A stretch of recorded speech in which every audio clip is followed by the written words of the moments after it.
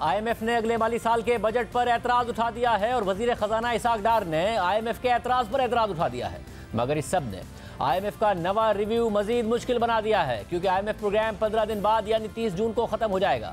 IMF की पाकिस्तान में नुमाइंदा एस्टर पेरेस का कहना है कि पाकिस्तान ने अगले माली साल के बजट में टैक्स नेट वसी करने का मौका गंवा दिया है। इसके अलावा $1 लाख की टैक्स एमनेस्टी स्कीम को भी फंड प्रोग्राम के खिलाफ करार देते हुए उसे एक नुकसानदेह रिवायत करार दिया है।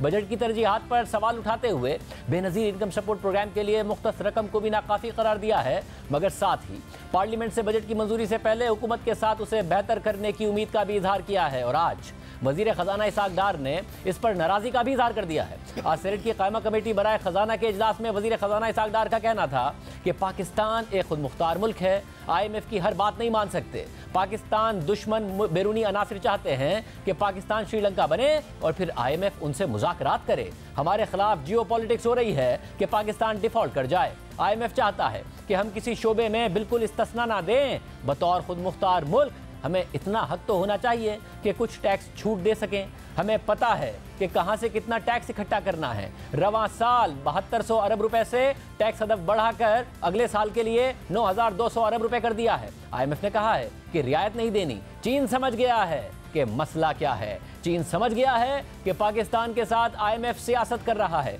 IMF प्रोग्राम हो या ना हो, पाकिस्तान को कोई फर्क नहीं पड़ेगा। IMF के साथ नवा जायजा इसी माह मुकम्मल होगा। IMF के साथ मुज़ाकरात जारी हैं, बातचीत खत्म नहीं हुई है। IMF नवा जायजा प्रोग्राम सितंबर में मुकम्मल होना था। IMF मिशन 3 माह तक पाकिस्तान ही नहीं आया। मेरी कोशिश थी कि नवा जायजा प्रोग्राम बहाल हो जाए। जाहिर है कि एक हाथ से तो ताली नहीं बजती। नवे जायजे के लिए मुज़ाकरात 9 फरवरी तक जारी रहे। रिवायात के मुताबिक मुज़ाकरात के अख्तिताम पर मुश्तरका बयान जारी किया जाता था। फरवरी से अब तक प्रोग्राम में ताख़ीर करने की कोई वजह ही नहीं बनती।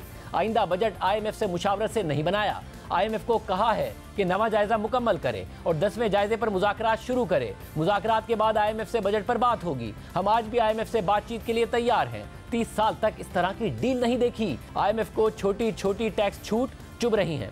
IMF कह रहा है कि डॉलर मार्केट रेट पर आए। डॉलर पहले ही मार्केट रेट पर फरोख्त हो रहा है। एक्सटर्नल फाइनेंसिंग गैप $6 अरब है। 30 जून तक जारी खातों का खसारा $4 अरब है। IMF को $3 अरब की फाइनेंसिंग की यकीन दहानी करा दी है। सऊदी अरब $2 अरब देगा, $1 अरब UAE देगा, $1 अरब आलमी बैंक और जेनेवा कन्वेंशन से मिलेंगे। IMF अभी भी $6 अरब पर फंसा हुआ है। $2 अरब का भी बंदोबस्त कर देंगे। ये वज़ीर ख़जाना का आज का बयान है।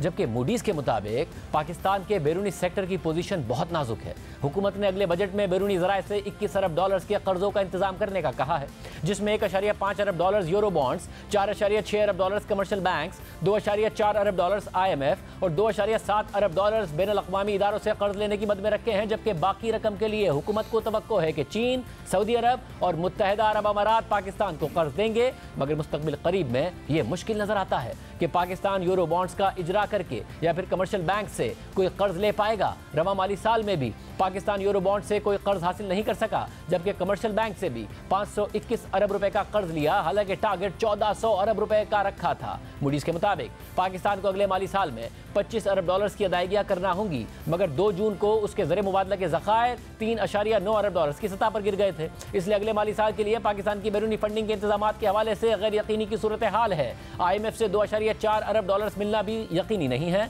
और पाकिस्तान नए IMF प्रोग्राम में जाएगा या नहीं जाएगा, ये भी अगले इलेक्शन के बाद ही वाज़ेह होगा, जो अक्टूबर 2023 में होंगे। और फिर IMF से नए मुज़ाकरात में भी वक्त लगेगा और जब तक पाकिस्तान और IMF के दरमियान नए प्रोग्राम पर इत्तफाक होगा, उस वक्त तक पाकिस्तान के लिए बैरूनी फंडिंग का इंतजाम करने में रुकावटें रहेंगी। मूडीज के मुताबिक पाकिस्तान के वज़ीर ख़जाना ने तो मीडिया पर कहा कि हुकूमत दोस्त ममालिक के साथ कर्जों की रीस्ट्रक्चरिंग पर गौर कर रही है, मगर फिर गवर्नर स्टेट बैंक ने कह दिया कि ऐसा कोई प्लान ज़ेरे गौर नहीं है। क्या जियो पॉलिटिक्स हो रही है? अगर अब हो रही है तो क्या पिछले साल अगस्त सितंबर में नहीं हो रही थी? क्या ऐसे मामलात हैं जिसकी वजह से ये सारा मामला यहाँ रुका हुआ है? साबिक वज़ीर ख़जाना मिफ्ता इस्माइल साहब हमारे साथ मौजूद हैं। मिफ्ता इस्माइल साहब, बहुत शुक्रिया हमें ज्वाइन करने के लिए। वज़ीर आज़म कह रहे हैं हमने सब किया जो IMF ने किया, कहा हमने किया। वज़ीर ख़जाना भी कह रहे हैं, मगर साथ में कह रहे हैं कि हमारे साथ जियो पॉलिटिक्स हो रही है और चाइना सब समझ गया है। अगर अब हो रही है तो 6-8 माह पहले भी हो रही होगी। क्या हो रहा था? देखिए, ये बात तो एकदम दुरुस्त है कि जियो पॉलिटिक्स होती है, लेकिन जियो पॉलिटिक्स सितंबर में तो इन्वेंट नहीं हुई है। जियो पॉलिटिक्स तो हमेशा से होती थी, पिछले अदवार में भी होती रही है, 75 साल से होती है। अगर अमेरिका और चाइना के अंदर कोई तजाद है तो वो सितंबर में तो शुरू नहीं हुई है। आप इस तरह देख लें कि मिसाल के तौर पर स्विंग बॉलिंग होती है, तो बैट्समैन अच्छा बैट्समैन होता है, वो स्विंग बॉलिंग को खेलता है। ये तो नहीं कहता कि स्विंग बॉलिंग हो रही है इसलिए मैं आउट होके आ गया। आपने जब ज़हीर अब्बास को रिटायर किया और उसके बाद मंसूर अख्तर आए तो मंसूर अख्तर आउट हो जाते थे, लेकिन ज़हीर अब्बास रन कर लेते थे उसी इस तरह।